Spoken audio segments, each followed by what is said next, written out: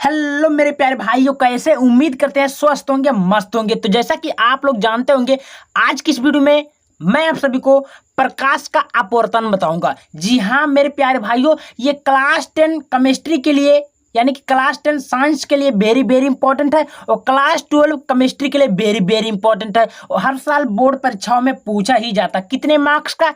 5 number का बोलता है। कहता है प्रकाश का अपवर्तन बता दीजिए, चाहे प्रकाश का परावर्तन बता दीजिए। दोनों में ने कोई ना कोई फंसेगा 100%। तो आपको मैं प्रकाश का परावर्तन बता दिया हूं ऑलरेडी। अगर नहीं देखे हैं तो उसका लिंक मैं डिस्क्रिप्शन में डाल दूंगा, जाकर देख लीजिएगा। और टेलीग्राम जरूर ज्वाइन कर लीजिएगा, वहां पर आपको इसका पीडीएफ दे दूंगा। तो प्यारे भाइयों, क्या है प्रकाश का अपवर्तन? देखिए, बहुत ही आसान भाषा में छोटे शब्दों में बताने वाला हूं, ठीक है। तो आप लोग को करना क्या है, वीडियो को अंत तक जरूर देखना। वीडियो पसंद आए वीडियो को एक लाइक करिएगा और चैनल पर नहीं तो चैनल को सब्सक्राइब कर लीजिएगा। क्या है प्रकाश का अपवर्तन?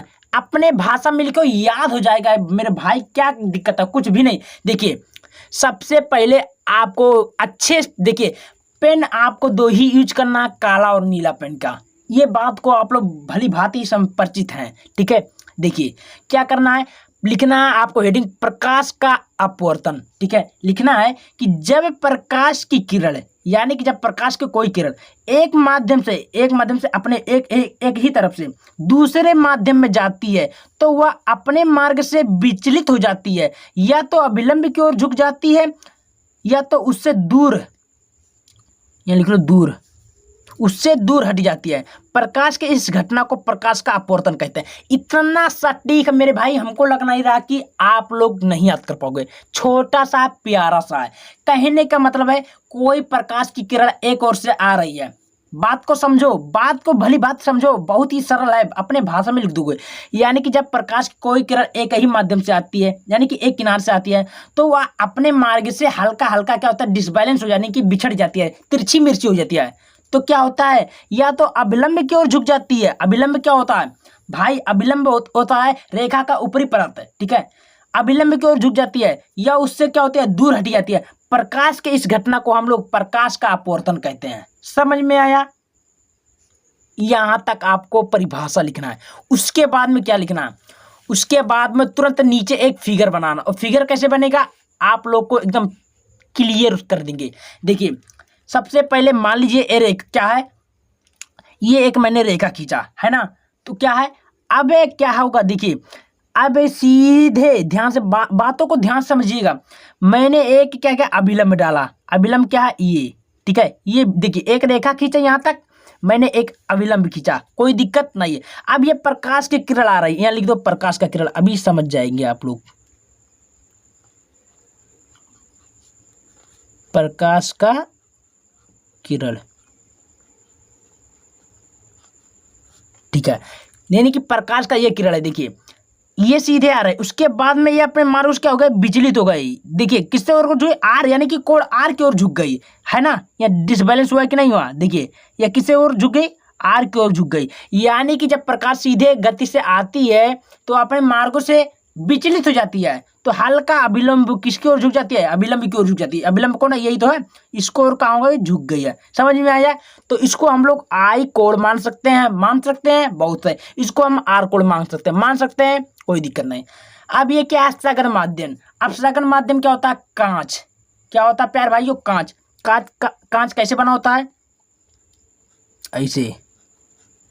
तो आप लोग फिगर बनाएंगे केमिस्ट्री का, चाहे कोई भी टॉपिक हो, कोई भी क्वेश्चन हो। अगर केमिस्ट्री में विज्ञान में है तो आपको छोटा सा भी अगर कोई क्वेश्चन पूछता तो आप उसका फिगर बनाइएगा, तभी एग्जामिनर आपको फुल नंबर देगा। वरना अगर 5 नंबर रहेगा तो 3 नंबर केवल देगा, 2 नंबर काट लेगा। क्योंकि रसायन विज्ञान में फिगर ही सब कुछ मायने रखता है, ठीक है। यहाँ तक क्लियर हो?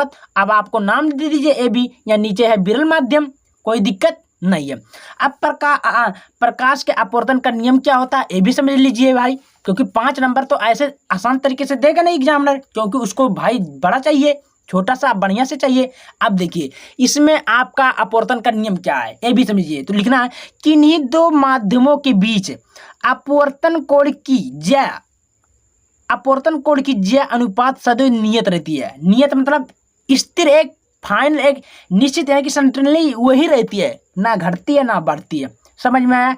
फिर से देखिए, किन्हीं दो माध्यमों के बीच अपवर्तन कोण की ज्या और अपवर्तन कोण की ज्या अनुपात क्या होती है, सदैव नियत रहती है। इसे हम क्या बोलते हैं, स्नेल के नियम। अब बहुत सारे स्टूडेंट कंफ्यूज रहते हैं कि भैया स्नेल के नियम किसे कहते हैं। तो यही आपको दो ही चीज को ध्यान देना। देखिए, कभी कभी एग्जाम में इस तरह के प्रश्न पूछ लेता है कि स्नेल का नियम किसे कहते हैं। तो आपको भाई यहाँ से इतना लिखना, यानी कि कहने का मतलब कि दो माध्यमों के बीच अपवर्तन कोण की ज्या अनुपात क्या होते हैं, सदैव नियत रहती है, उसे स्नेल का नियम कहते हैं। यहाँ तक क्लियर होगा। अब क्या होगा, आपको सूत्र लिखना, और सूत्र क्या होता है ये देखिए। सूत्र आपको अगर स्नेल का नियम बोलता है तो आपको ये सूत्र लिखना जरूरी है। साइन आई साइन आर बराबर एन, इसे हम स्नेल का नियम का सूत्र को व्याख्या करते हैं। समझ में आया। अब देखिए क्या बात, आपतित किरण, अपवर्तित किरण तथा अभिलंब तीनों एक ही तल में होते हैं या होते हैं, कोई दिक्कत नहीं है। यहां तक ऐसे लिखते हैं तो एक नंबर नहीं कटेगा और आपको 6 में 5 नंबर एग्जामिनर देकर जाएगा, चाहे क्लास 12 केमिस्ट्री का हो और चाहे क्लास 10 साइंस का हो। प्यारे भाइयों, वेरी वेरी इंपॉर्टेंट है। समझ में आया। वीडियो पसंद आए वीडियो को लाइक करिएगा, और चैनल को नए है तो चैनल को सब्सक्राइब कर लीजिएगा, और टेलीग्राम जरूर ज्वाइन कर लीजिएगा, वहां पर आपको इसका PDF दे दूंगा। धन्यवाद।